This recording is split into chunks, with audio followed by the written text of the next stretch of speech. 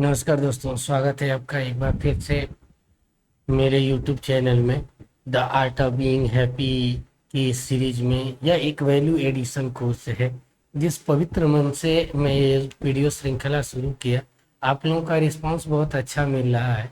इसी तरीके से आप लोगों से रिक्वेस्ट है कि जितने भी ज़रूरतमंद स्टूडेंट्स हैं जो दिल्ली विश्वविद्यालय के साथ अन्य विश्वविद्यालयों में जहाँ पर न्यू एजुकेशन पॉलिसी इम्प्लीमेंट हुई है, वहाँ पर एक वैल्यू एडिशन कोर्स के तहत पेपर पढ़ाया जाता है the art of being happy, जिसको न केवल बीए प्रोग्राम आर्ट के बच्चे पढ़ते हैं बल्कि साइंस कॉमर्स सभी के बच्चे पढ़ते हैं। तो ये सबके लिए है।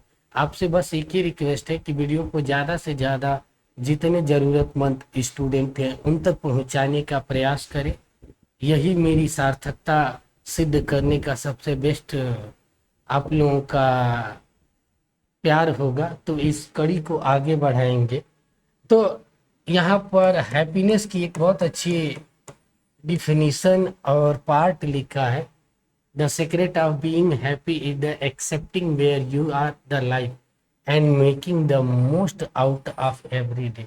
जिंदगी में हर चीज़ों को अपने तरीके से एक्सेप्ट कर कर और अपने काम के प्रति डेडिकेशन के साथ सेल्फ सेटिस्फेक्शन के साथ जब आदमी काम करता है तो वो जिंदगी स्वतः ही अच्छी होती जाती है और उस कार्य को करने में मज़ा भी आता है।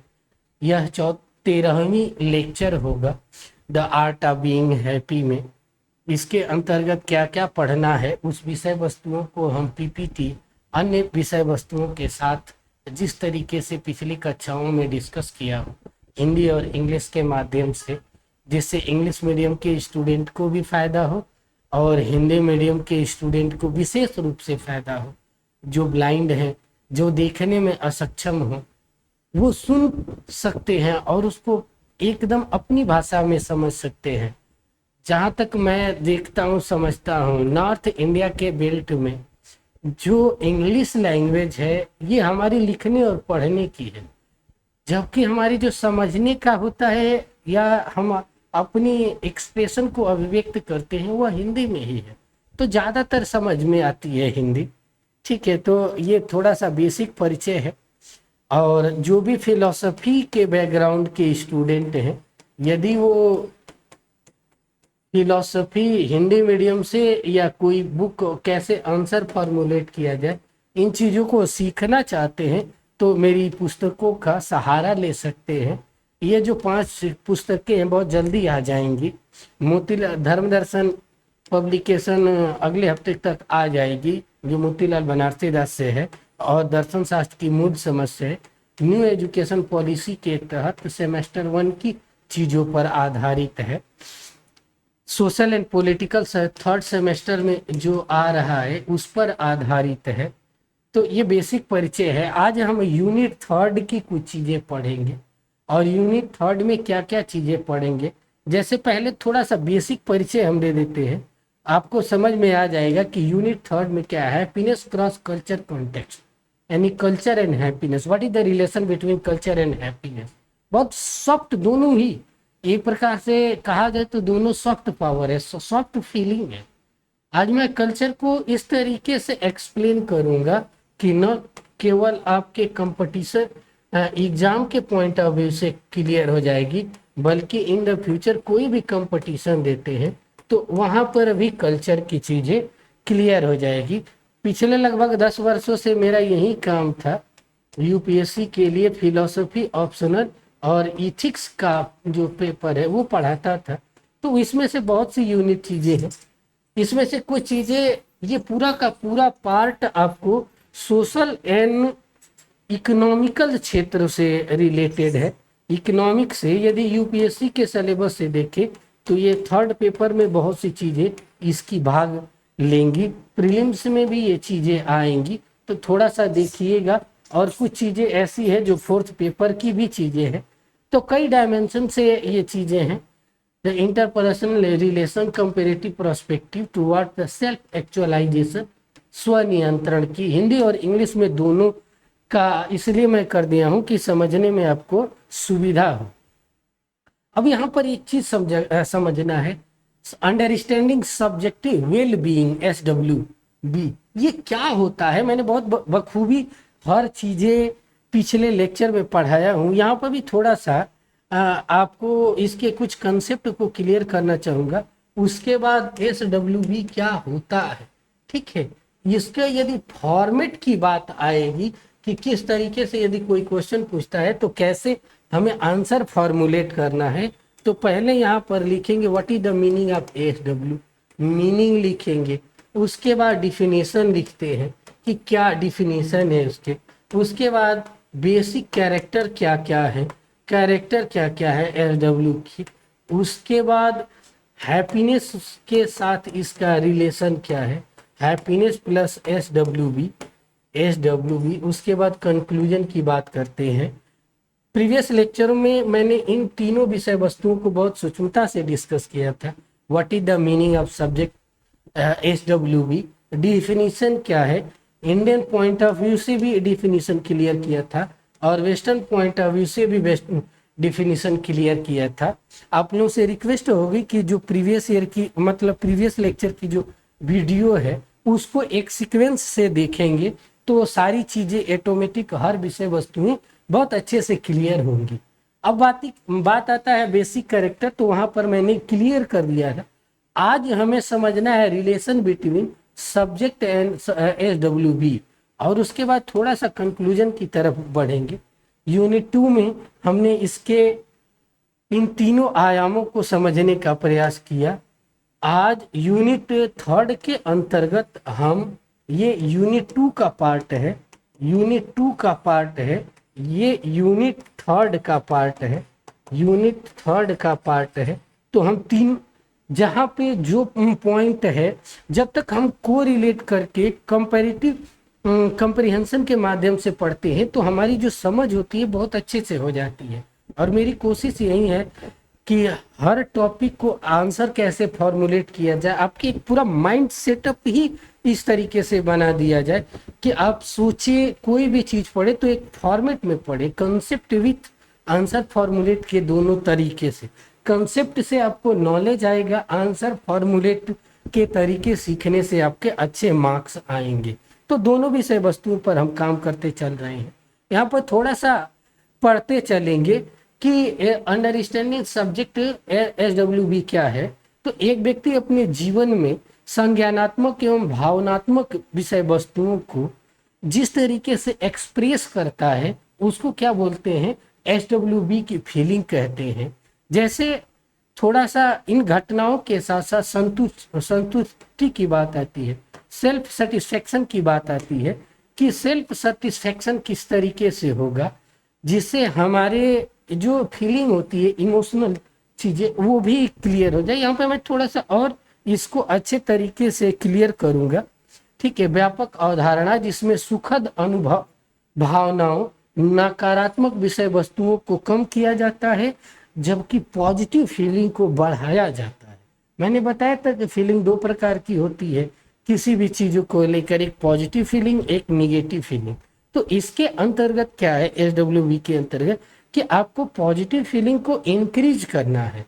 और पॉजिटिव फीलिंग कैसे इंक्रीज होगी मैं प्रीवियस लेक्चर में बहुत अच्छे से बताया भी हूँ। आप प्रीवियस लेक्चर को बढ़िया से देखें, समझ में सारी चीजें आ जाएंगी। और निगेटिव जो फीलिंग आती है किसी भी विषय वस्तु को किससे उसको खत्म किया जाता है, कैसे कंट्रोल किया जाता है, वहां पर उन विषय वस्तुओं को भी बताया गया है। और जब तक देखिए लाइफ में संतुष्टि तभी होगी, जीवन में हैप्पीनेस तभी अच्छे तरीके से आएगा। मैंने ये भी चीज बताया कि हैप्पीनेस क्या है, एक प्रकार से इंटरनल सेटिस्फेक्शन की पार्ट है, इंटरनल सेटिस्फेक्शन की पार्ट है। और इंटरनल सेटिस्फेक्शन किससे आता है, तो जब हमारे पॉजिटिव इमोशन और पॉजिटिव फीलिंग जो है, जो पूरी तरीके से दोनों मिलकर हमारी जो पॉजिटिव एक्टिविटी में एक्टिविटी में कन्वर्ट हो जाती है तो हमें इंटरनल सेटिस्फैक्शन मिलता है, और इसी को रियल में हैप्पीनेस कहते हैं। हैप्पीनेस कहते हैं, ये हैप्पीनेस का इंटरनल पार्ट होता है। ये हैप्पीनेस का इंटरनल पार्ट होता है, जबकि SWB हैप्पीनेस का एक्सटर्नल पार्ट होता है। तो इन दोनों के बीच में रिलेशन कैसे होगा, कौन सी चीजें करें, क्योंकि देखिए जब भी हम हैप्पीनेस की तरफ बढ़ते हैं, जीवन में खुशियां चाहते हैं अच्छे तरीके से, तो बाहरी चीजों का भी बहुत बड़ा रोल होता है, जो बाहर से ही बहुत सी दशाओं में होता है कि बाहर से चीजें हमें अट्रैक्ट करती है, जो सुकून देती है, और जब आंतरिक रूप से उसे हम संतुष्ट हो जाते हैं तो वही जो फीलिंग आती है वही इंटरनल सेटिस्फैक्शन का पार्ट होती है। और यही इंटरनल सेटिस्फैक्शन ही हैप्पीनेस का बेस्ट एग्जाम्पल है। तो यहाँ पर आपको एक चीज समझ में आएगी कि इंटरनल सेटिस्फैक्शन में जो स्पिरिचुअल हैप्पीनेस है वो इंटरनल है, जबकि एक्सटर्नल हैप्पीनेस की बात करें, एक्सटर्नल सेटिस्फैक्शन की बात जो करते हैं, वो किसका पार्ट होता है, SWB का पार्ट होता है। अब यहाँ पर हम थोड़ी सी चीजें देखेंगे।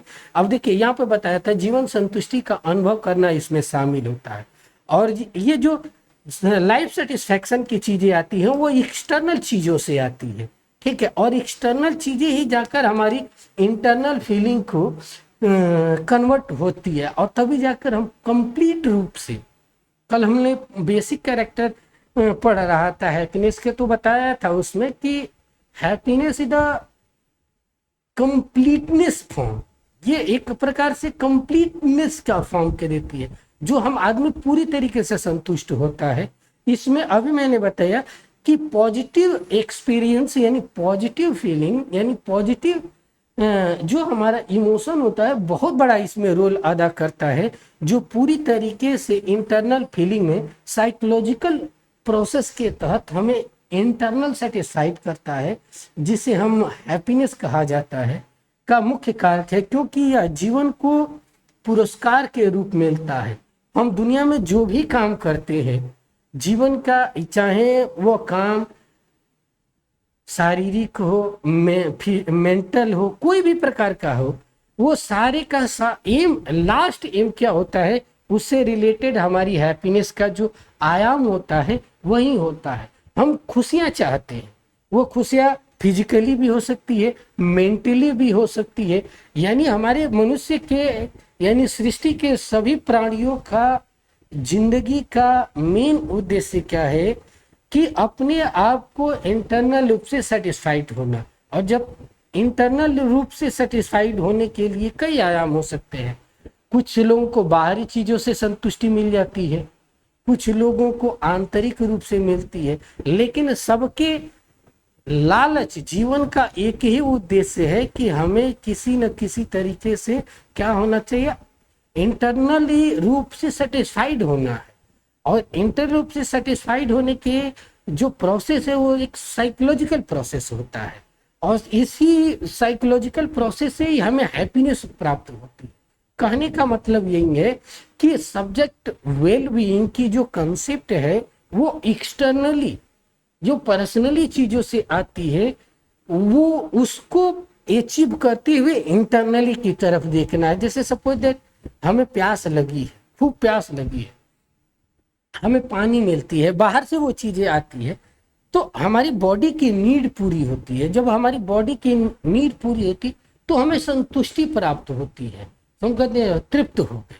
जो तृप्त शब्द है कि बहुत मजा आ गया, तो ये क्या हो गया कि बाहर से चीजें लाई गई और आंतरिक रूप से संतुष्टि मिली। तो ये कंसेप्ट इसमें आता है। आगे हम इसके अन्य डायमेंशन को भी थोड़ा थोड़ा देखते चलेंगे कि क्या क्या चीजें हैं। अब देखिए, मैंने अभी आपको बताया था कि जो हमारे इमोशन होता है दो प्रकार से होते हैं, पॉजिटिव और निगेटिव। यहाँ पर मैंने बताया कि जो हमारा इमोशन होता है वो दो प्रकार से होता है, पॉजिटिव सकारात्मक, और दूसरा होता है निगेटिव। तो ये हमें गलत काम की तरफ ले जाता है, गलत काम करने की तरफ लेके जाता है, जबकि ये चीजें क्या हमें सही काम करने के लिए ले जाता है। बस पॉजिटिव इमोशन में एक चीजों को रखा जाता है कि पॉजिटिव इमोशन को हमेशा लॉजिकल वे में सोचने का जरूरत है। कभी कभी हम ज़्यादा इतना इमोशनली हो जाते हैं कि मूवी देखकर रोने लगते हैं, ठीक है, इस तरीके से प्रभावित हो जाते हैं कि बाहर की दुनिया में भी वो चीज़ें हमें उसी तरीके से दिखाई पड़ती है। किसी जात विशेष से, किसी समुदाय विशेष से, किसी वस्तु विशेष से या तो हमें बहुत ज़्यादा प्यार हो जाता है या तो हमें बहुत ज़्यादा नफरत हो जाता है। ये सारा का सारा खेल हमारी फीलिंग का है और यह हमारे इमोशन का होता है। जब इमोशन हमारा पॉजिटिव वे में रहता है तो हमें उससे प्रेम होता है, ठीक है, उसमें अच्छाई दिखती है। किसी भी विषय वस्तु के अच्छे बुरे होने का सेंस बाहरी चीजें नहीं है, वो आंतरिक है। जैसी हमारी फीलिंग उत्पन्न होती है वैसे ही हमें वस्तु दिखाई पड़ती है। कांट एक वेस्टर्न फिलॉसफी में एक फिलोसोफर हुआ जिसका नाम है कांट। उसने क्रिटिक ऑफ प्योर रीजन में बड़ा सटीक एग्जाम्पल दे के बताया कि वस्तु के अनुरूप हम चीज नहीं होता है। ज्ञान हमारा वस्तु के अनुरूप नहीं होता है, ज्ञान हमारे अनुरूप होता है कि हम कैसा सोचते हैं। यानी पॉजिटिव इमोशन होगा, पॉजिटिव फीलिंग होगी तो उससे हम प्यार करेंगे उस वस्तु से, और यही निगेटिव इमोशन या निगेटिव फीलिंग होगी तो उससे हम क्या करेंगे, नफरत करेंगे। ये भाव खुद ही आंतरिक रूप से आता है। तो किसी भी चीज के अच्छे बुरे होने का, सही गलत होने का, शुभ अशुभ होने का, पाप और पुण्य होने का, सब नैतिक अनैतिक होने का सारा का सारा संबंध हमारे अंदर है।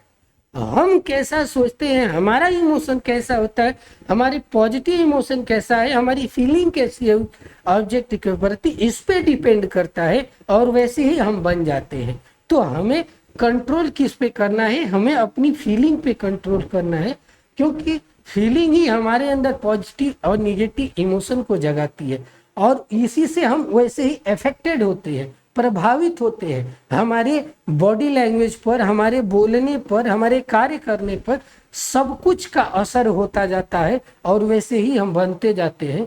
इसीलिए कहा जाता है कि जैसा हम सोचेंगे वैसा ही हम बनेंगे। जैसी दृष्टि वैसी सृष्टि, यानी जैसा हम देखेंगे वैसे ही बनेंगे। तो यही चीजें हैं। तो जरूरत क्या है कि हमें पॉजिटिव इमोशन को बढ़ाना है और निगेटिव इमोशन और फीलिंग को डिक्रीज करना है। जब घटेगी तो, और पॉजिटिव इमोशन भी बहुत बार घातक होता है, इसलिए पॉजिटिव इमोशन को भी लॉजिकल वे में देखने की जरूरत है। अब यहाँ पर सब्जेक्टिव वेलबीइंग की क्या कंसेप्ट है, ठीक है, यहाँ पर empirical study of subject begin to shape early in 20th century. ये जो इंपीरिकल चीजों की जो शुरुआत हुई अनुभववादी सोच की, थोड़ा सा हम यहाँ पर एक फिलोसॉफिकल चीजों को हम शुरुआत करेंगे। फिलोसॉफिकल चीजों का, यदि फिलोसॉफी की बात किया जाए, फिलोसॉफी की चीजों का बात किया जाए, थोड़ी सी यहाँ पे आती है, तो हम वेस्टर्न फिलोसॉफी को 3 भागों में बांटते हैं, ठीक है। पहला क्या होता है, मैंने कल भी बताया था, Greek philosophy, Greek philosophy, Greek philosophy. दूसरा मिडवल फिलोसॉफी, मध्यकाल का दर्शन, मध्यकाल का दर्शन फिलोसॉफी। तीसरा होता है मॉडर्न फिलोसॉफी, आधुनिक काल का दर्शन फिलोसॉफी, और होता है कंटेम्पोररी वेस्टर्न फिलोसॉफी, ठीक। तो यहाँ पर क्या है, पूरे ग्रीक फिलोसॉफी के संबंध में एक वाक्य आता है जिस पर सबका अलग अलग सेंटेंस है, जिस पर पूरी की पूरी विषय वस्तुएं हैं। जैसे यहाँ पे है क्या, श्रद्धा या विश्वास, विश्वास करो तो जानो, यानी विश्वास या श्रद्धा के माध्यम से हम किसी विषय वस्तु को जान सकते हैं। जबकि यहाँ पर क्या है, शक करो तो जानो, तो जानो, ये पूरा का पूरा मैथमेटिकल फॉर्म से साइंटिफिक एविडेंस के आधार पर आया था। साइंटिफिक एविडेंस के आधार पर आधारित होने के कारण, शुरू करें, ठीक है। सब्जेक्ट शक करो तो जानो के संदर्भ में आया था, यहाँ पर आया था तर्क करो तो जानो, तर्क करो तो जानो, तर्क करो तो जानो। यहाँ का जो है आस्था के नहीं, यहाँ पर प्राकृतिक चीजों से आधारित है, प्राकृतिक विषय वस्तुओं पर आधारित है।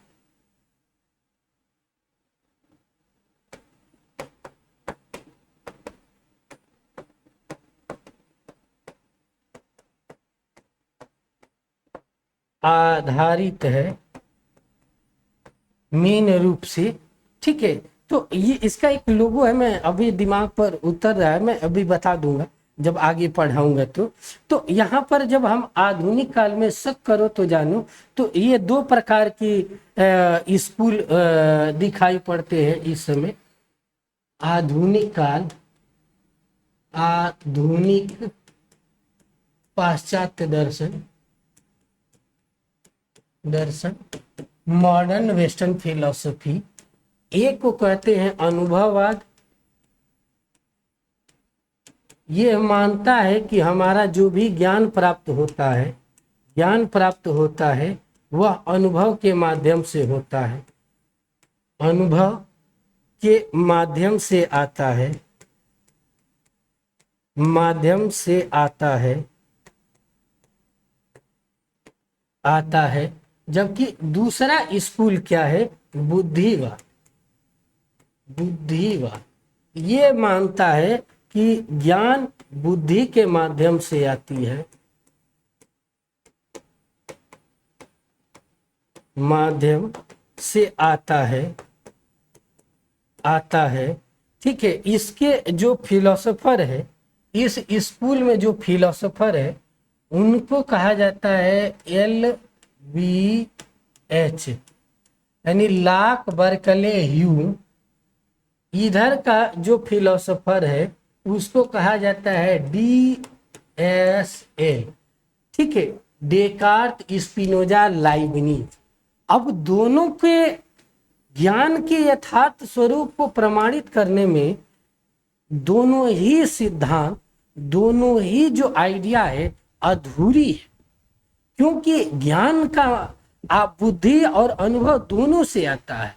अनुभव से बाहरी सामग्री आती है, जैसे हम यहाँ लैपटॉप देख रहे हैं तो बाहर से आंख हमारी लैपटॉप की संरचना का ज्ञान दे रही है, और बुद्धि जब अंदर दिमाग को दे रही है, मन को दे रही है, तो वो एनालिसिस कर रहा है कि देख भाई जो ज्ञान आ रहा है वो मेन रूप से क्या है कि उसका एनालिसिस बुद्धि करती है कि ये किस डायमेंशन के लिए जाएगा। तो ये भी इनकम्प्लीट आइडियोलॉजी है, ये भी इनकम्प्लीट आइडियोलॉजी है।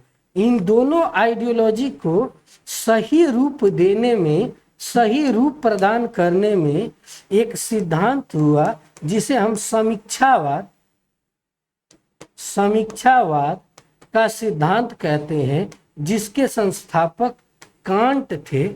कहा जाता है कि कांट एक ऐसे फिलोसोफर थे कि जब सुबह टहलने उठते थे तो लोग अपने हाथों की घड़ियां मिला लेते थे।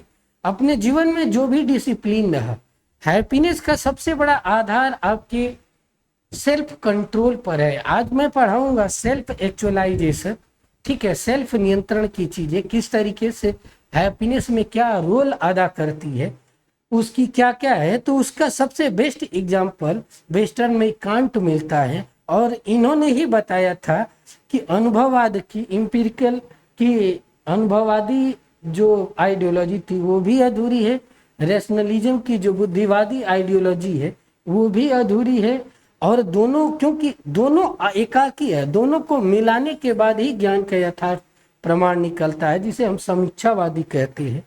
हम आगे इसमें देखेंगे कि क्या क्या चीजें हैं, थोड़ा सा देखते चले कि क्या क्या है। अब अभी यहीं पर देखने को हमें मिलेगा, ठीक है। 1925 के अंतर्गत, ठीक है, इस विषय वस्तुओं को इमोशनल के आधार पर, इमोशनल की चीज इमोशन के आधार पर देखा गया, क्योंकि 1920 और 25 का ऐसा दौर है जब प्रथम विश्व युद्ध खत्म हुआ था और पूरी दुनिया द्वितीय विश्व युद्ध की तैयारी, यूरोप पूरी द्वितीय विश्व युद्ध की तैयारी के रूप में आगे बढ़ रहा था, जिसका सेंटर पॉइंट जर्मनी था, जहां एक एडोल्फ हिटलर जैसा तानाशाह व्यक्ति इस दूसरी विश्व युद्ध का बीजारोपण कर रहा था। उसी विषय वस्तुओं में कहा गया है कि व्यक्ति परक जो वेल बीइंग है, ठीक है, 20वीं शताब्दी में शुरू हुई थी, ठीक है, उनकी जहां जिसका आधार क्या था, पॉजिटिव इमोशन, ठीक है, रिकॉर्ड करने के लिए कि किस तरीके से किया जाए, ठीक है। जॉर्ज गैलेप, गुरीन, हैंडल कैंटी, ये थिंकर्स हैं जिन्होंने सर्वेक्षण के आधार पर इन विषय वस्तुओं को उठाया कि इन दोनों के पीछे, जैसे सब्जेक्ट वेल बीइंग को पूरी तरीके से जस्टिफाई करने में पॉजिटिव इमोशन और निगेटिव इमोशन का बहुत बड़ा रोल होता है। यही दोनों इमोशन हमें दो प्रकार की विषय वस्तु गलत काम करने के लिए प्रेरित करते हैं। पॉजिटिव इमोशन से पॉजिटिव इफेक्टेड होते हैं, निगेटिव इमोशन से निगेटिव इफेक्टेड होते रहते हैं। आवश्यकता क्या है कि पॉजिटिव इमोशन, पॉजिटिव फीलिंग को बढ़ाना है, जिससे हमारे अंदर पॉजिटिव इफेक्टनेस की कार्य करने की प्रोसेस डेवलप होता है और निगेटिव चीज़ों पर कंट्रोल करने की चीज़ें हैं, क्योंकि ये निगेटिव इफेक्ट ही निगेटिव फीलिंग से आता है और निगेटिव फीलिंग ही हमारे अंदर जेलसिस की भावना, ठीक है, करप्शन की जड़ होती है, लूटने बेईमानी की सारा का सारा जड़ का होती है। तो इसे रोकने की आवश्यकता है। जब तक हम रोकेंगे नहीं तब तक संभव ही नहीं है कि हम उसके यथार्थ विषय वस्तु को जान सके, समझ सके। तो हम आगे देखेंगे कि क्या चीजें हैं। खुशियां पाने के लिए जरूरत क्या है? पॉजिटिव इमोशन को बढ़ाना है, जिससे दो राज्यों के, दो देशों के बीच में क्या हो, एक प्रकार से सौहार्द की चीजें आए, क्योंकि ये निगेटिव इमोशन ही बेईमानी का आधार देती है और इसी की वजह से द्वितीय विश्व युद्ध की शुरुआत हुई, क्योंकि लोगों के अंदर वैमनस्य की भावना पूरी तरीके से पनप चुकी थी। सभी लोग के बीच में होड़ थी, लूटने की होड़ थी। जब लूटने की होड़ आती है तो ऑटोमेटिक गलत ही काम होता चला जाता है। यही चीजें थी जो बर्बादी का कारण बनी। तो जरूरत क्या है कि इस पॉजिटिव इमोशन को बढ़ाना है, जिससे हमारे अंदर पॉजिटिव सेटिस्फेक्शन आता है, और निगेटिव इमोशन को, निगेटिव फीलिंग को कंट्रोल करना है, जिससे हमारे अंदर भ्रष्टाचार समाप्त हो सके। और पॉजिटिव इफेक्ट ही पूरी दुनिया को एक खुशहाल बना सकता है, और negative emotion, negative feeling, negative वैमनस्य की चीज़ों को कंट्रोल करने से ही दुनिया खुशहाल रह सकती है। अब इसका क्या क्या इम्पोर्टेंस है, यहाँ पर जो पहला मैं फ्लो चार्ट बनाया था, ये जो पहला फ्लो चार्ट मैंने बनाया था, यहाँ पर एक और चीजें हम लिखना चाहेंगे। यहाँ पर ऊपर आप लोग जोड़ लीजिएगा, ठीक है, यहाँ पर ऊपर जोड़ लीजिएगा इम्पोर्टेंस ऑफ SWB, इसको भी जोड़ना है। आज ये पूरा का पूरा कवर करेंगे, ये कवर कर चुके हैं। तो उसी के अंतर्गत हम पढ़ रहे थे कि क्या क्या चीजें हैं। तो हम अब पढ़ेंगे इम्पोर्टेंस ऑफ सब्जेक्टिव वेलिंग, यानी व्यक्ति परक सब्जेक्टिव वेलबीइंग का क्या महत्व है। यानी भौतिक प्रचुरता और स्वास्थ्य के स्तर को प्राप्त करने के लिए मैंने स्टार्टिंग में ही आप लोगों को बताया था कि यहाँ पर थोड़ा सा एक बार फिर से रिवाइज कर देता हूँ कि जो हैप्पीनेस की बात की जाती है, हैप्पीनेस की जो बात की जाती है, हैप्पीनेस की बात करने का आधार क्या है। यदि इंडियन पॉइंट ऑफ व्यू से देखा जाए, इंडियन भारतीय पॉइंट ऑफ व्यू से, तो इधर इंटरनल सेटिस्फेक्शन की बात की जाती है, यानी इंटरनल हैप्पीनेस की बात की जाती है, हैप्पीनेस की बात की जाती है, स्पिरिचुअल हैप्पीनेस की बात की जाती है, स्पिरिचुअल हैप्पीनेस की बात की जाती है, हैप्पीनेस की बात की जाती है। जबकि वेस्टर्न की तरफ देखें वेस्टर्न थिंकर्स या थॉट्स की तरह वेस्टर्न पॉइंट ऑफ व्यू से देखें तो यहाँ एक्सटर्नल एक्सटर्नल हैप्पीनेस की बात की जा रही है। दूसरी क्या है कि फिजिकल फिजिकल हैप्पीनेस की बात की जा रही है। फिजिकल हैप्पीनेस की बात की जा रही है, ठीक है। एक्सपेरिमेंटल एक्सपेरिमेंटल हैप्पीनेस की बात की जा रही है, ठीक है। ये मूल अंतर है। तो अब आप हमेशा याद कर रखिएगा कि जैसे ही वेस्टर्न की तरफ चलेंगे और हैप्पीनेस की बात की जाएगी तो वो हमेशा कौन से एक्सटर्नल चीजों पर आधारित होगा। तो यहाँ पर वही चीज दिया हुआ था कि having achieve the level of material option health, देखिए वेस्टर्न सीक गुड लाइफ, ठीक है। भौतिक प्रचुरता या स्वास्थ्य के स्तर को प्राप्त करने के लिए केवल जीवित रहने के लिए तलाश कर रहे थे। दुनिया भर के लोग वर्तमान में खुद को पोस्ट भौतिकतावाद में देखते थे, ठीक है। प्री मेटेरियलिस्टिक दौर के समय में सबसे बड़ी चीजें क्या थी? पोस्ट मेटेरियलिस्टिक वर्ल्ड में का जो बेस था, बेस हम देखें टोटली किस पर आधारित था? तो वो क्या था? इकोनॉमिक्स पर। आज का जो दौर है आज भी वही इकोनॉमिक्स पर है, जहां पर दो पुरुषार्थ मेन रूप से दिखाई पड़ते हैं। आप देखेंगे अर्थ इंडियन पॉइंट ऑफ व्यू से और काम, यानी खूब दबा के दौलत कमाना है, चाहे नेचुरल को प्रकृति की विषय वस्तुओं को ऑब्जर्व करना है, लूटना है, जैसे करना है, किसी का मर्डर करना है मर्डर कर दो लेकिन खुश रहो। आज के भौतिकतावादी का दुनिया का यही उद्देश्य हो गया है। इकोनॉमिक्स का दौर आया है, यानी अर्थ क्या हो गया है? साधन हो गया है, और काम क्या हो गया है? जीवन का अंतिम उद्देश्य यानी साध्य हो गया है, ठीक है। तो वही कह रहा है व्यक्तिवाद की बढ़ती प्रवृत्ति ने अपनी भावनाओं और विश्वासों के बारे में व्यक्तियों की चिंता को बढ़ा दिया था, विषय जिससे लोगों के अंदर अनुशासन की भावनाएं खत्म हुई और अंधाधुंध प्राकृतिक से लेकर हर विषय वस्तुओं के दोहन की चीजें आ गई थी, और ये दोहन की चीजें ही पूरी तरीके से भ्रष्टाचार की जड़ मानी जाती है। तो क्या क्या चीजें हैं? अब देखिए यहाँ पर है कल्चर। अब हम पढ़ेंगे कल्चर एंड सब्जेक्टिव वेलबींग। तो यहाँ पर हम पहले ये चीज सीखेंगे, what is the meaning of culture. What is the meaning of culture.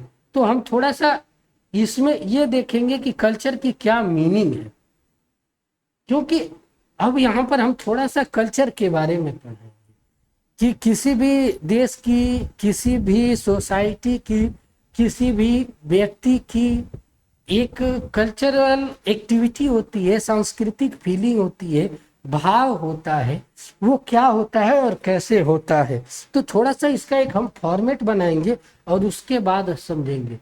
यहाँ पर है कल्चर, तो पहले हम समझे मीनिंग।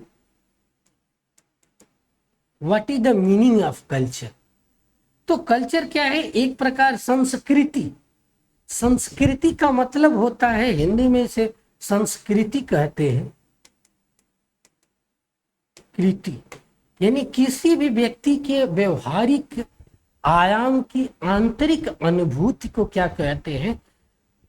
संस्कृति कहते हैं। यह एक प्रकार से किसी भी देश, किसी भी व्यक्ति की आंतरिक भाव होता है, जीवन जीने का एक रूल्स होता है, आयाम होता है। जैसे ही हम बात करते हैं, जैसे एग्जाम्पल के तौर पर इंडियन कल्चर। इंडियन कल्चर कहते ही हमारे अंदर वसुधैव कुटुंबकम, बुद्धम शरणम गच्छामि।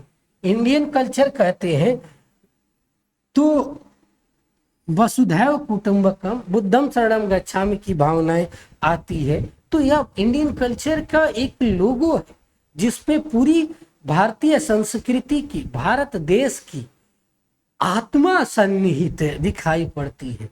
तो कल्चर क्या होती है कि एक प्रकार की इंटरनल सॉफ्ट पावर होती है जो हमारी इंटरनल हैप्पीनेस को जस्टिफाई करती है। इंटरनल फीलिंग को जस्टिफाई करती है।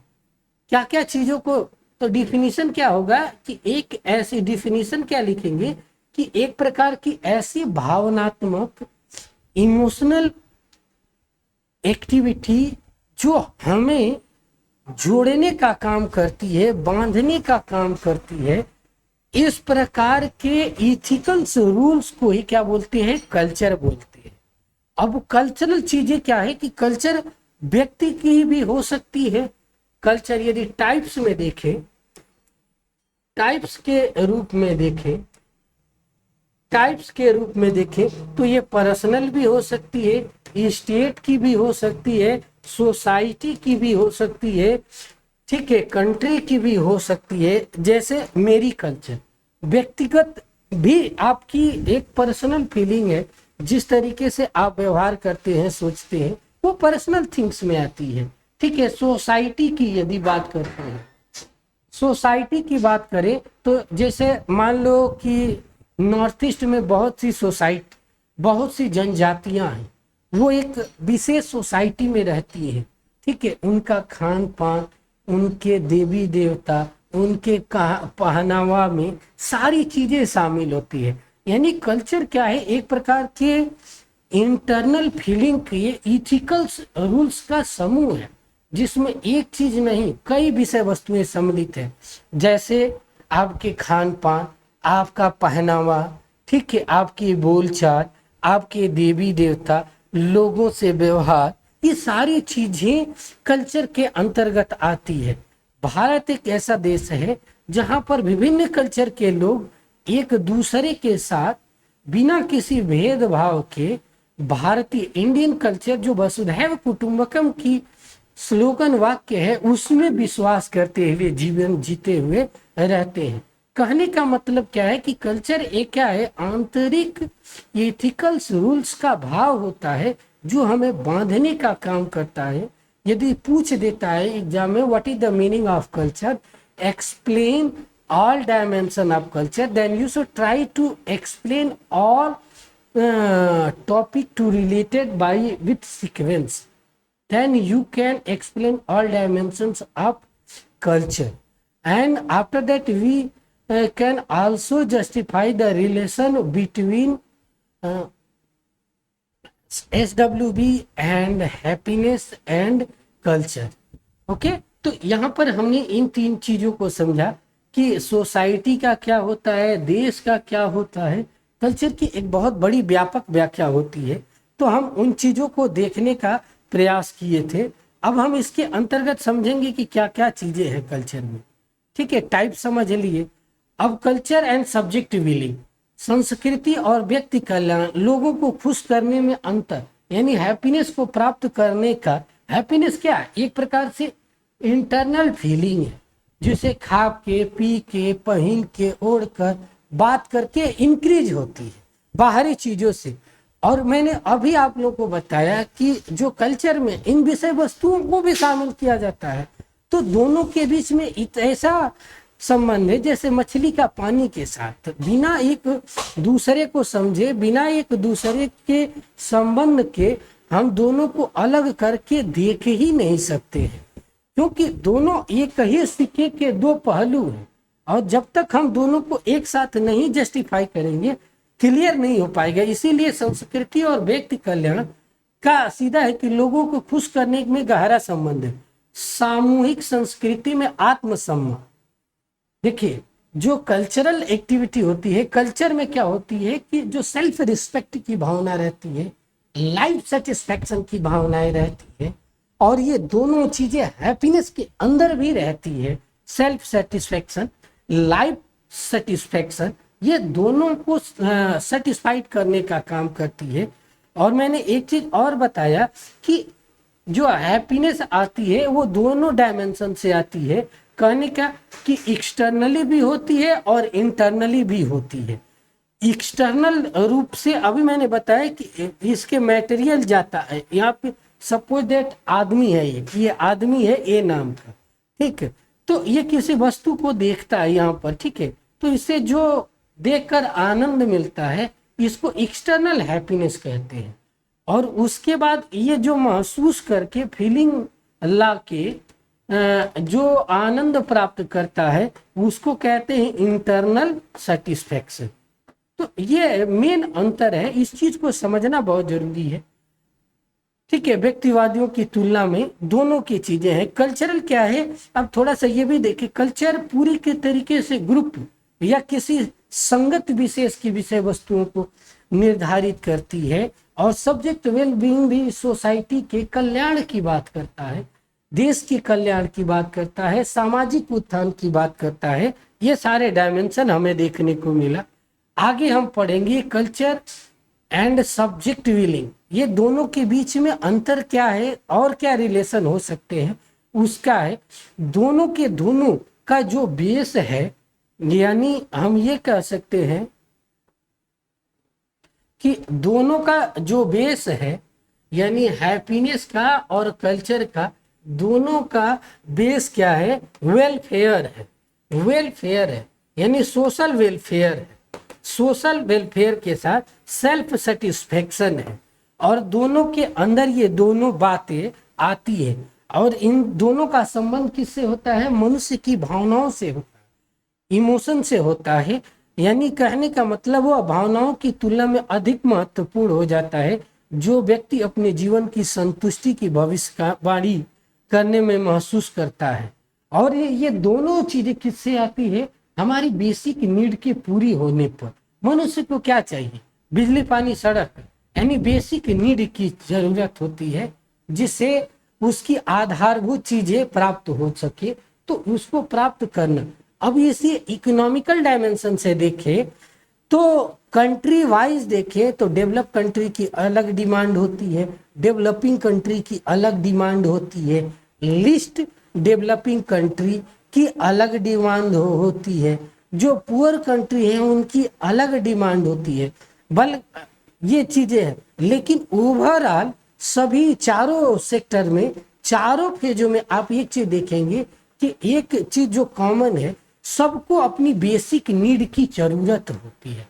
और बेसिक नीड प्राप्त करने में कल्चरल एक्टिविटी का बहुत बड़ा योगदान होता है। कल्चरल एक्टिविटी ही हमें एक प्रकार से इंटरनली सेटिस्फाइड करती है, दूसरे सोसाइटी के लोगों से जोड़ने का काम करती है, खुश रहने का काम करती है, विश्व बंधुत्व की भावना को उजागर करने का काम, ये सारा काम इन्हीं का है। ठीक है, इन विषय वस्तुओं को एक टॉपिक वाइज बुलेट पॉइंट बना बना के इन चीजों को लिखने का प्रयास कीजिएगा। ठीक है, आगे की कुछ चीजें हैं, दोनों के बीच में पारस्परिक संबंध पाया जाता है। Interpersonal relation between cultural and SWB, दोनों क्या है, एक प्रकार के सोशल इथिकल कॉन्ट्रैक्ट है, जो सोसाइटी में लोगों को जोड़ने का काम करते हैं। सामाजिक संबंध कल्याण का एक मजबूत रिलेशन है, जो व्यक्ति के आपसी समझदारी, आपसी रिलेशनशिप, आपसी इमोशन, आपसी अंडरस्टैंडिंग, आपसी फीलिंग पर आधारित होते हैं, आपसी रिस्पेक्ट के आधार पर आधारित होते हैं। हम दो व्यक्ति क्यों मिलते हैं, इसलिए कि हमें एक दूसरे की जरूरत होती है। या आर्थिक युग है, आर्थिक युग में सभी व्यक्तियों को बिना अपनी जरूरत न होने पर कोई किसी को देखने वाला नहीं है। तो इस तरीके से ये जो संबंध होता है वो सेल्फ सेटिस्फेक्शन का सबसे बेस्ट एग्जाम्पल है। ठीक है, आगे हम थोड़ा सा देखें कि क्या क्या हमने इस लेक्चर के द्वारा पढ़ा। तो इसमें हमें एक चीज का ध्यान रखना होगा पूरे टॉपिक के अंतर्गत, कि हमने ये जो फॉर्मेट देखा था,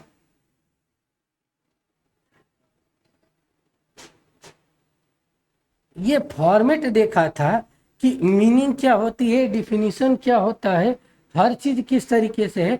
इसके साथ कंक्लूजन का थोड़ा सा देखें कि क्या जरूरत है।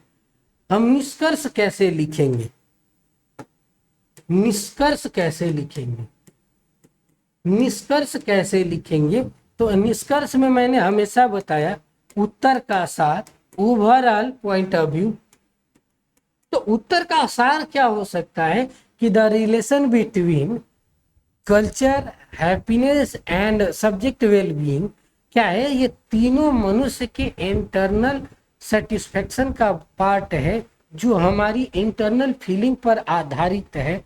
और जब ये पॉजिटिव वे में होती है तो हमारे जीवन जीने की शैली, हमारे सरवाइव करने की शैली, हमें किसी भी सोसाइटी कंट्री को जोड़ने का, खुशहाल रखने का, यह आधारभूत स्तंभ सिद्धांत के रूप में मानी जाती है। ठीक है, हमारा पॉइंट क्या है कि ये आधुनिक समय में सभी प्रकार के भ्रष्टाचार, अनैतिकता, विषय वस्तुओं को समाप्त करने की संजीवन बूटी है, कुंजी के रूप में है, की के रूप में है। ठीक है, और वर्तमान प्रासंगिकता क्या है?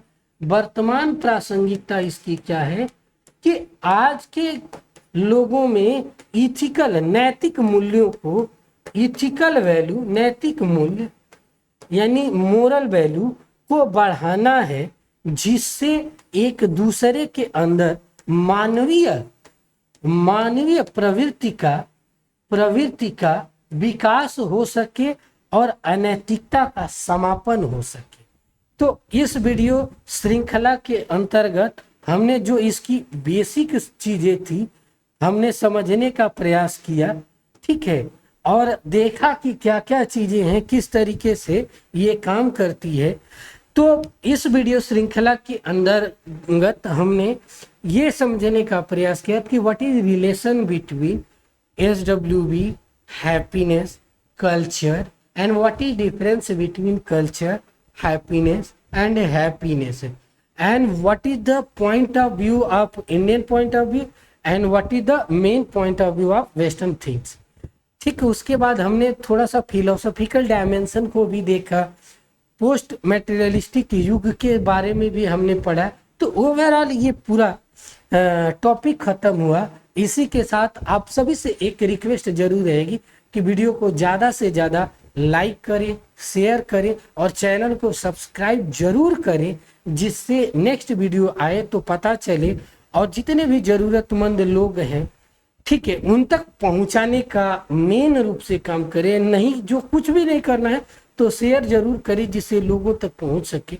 जिस पवित्र अवधारणा से लोगों की सेवा का भावार्थ मैं शुरू किया हूं, उसको एक लंबे सीढ़ी तक पहुंचाने में आप सभी का विशेष योगदान होगा। तो साथ दें, कुछ हम करें, कुछ आप करें, यह श्रृंखला आगे बढ़े। तो इसी के साथ आप सभी लोगों को बहुत बहुत धन्यवाद। Thank you so much.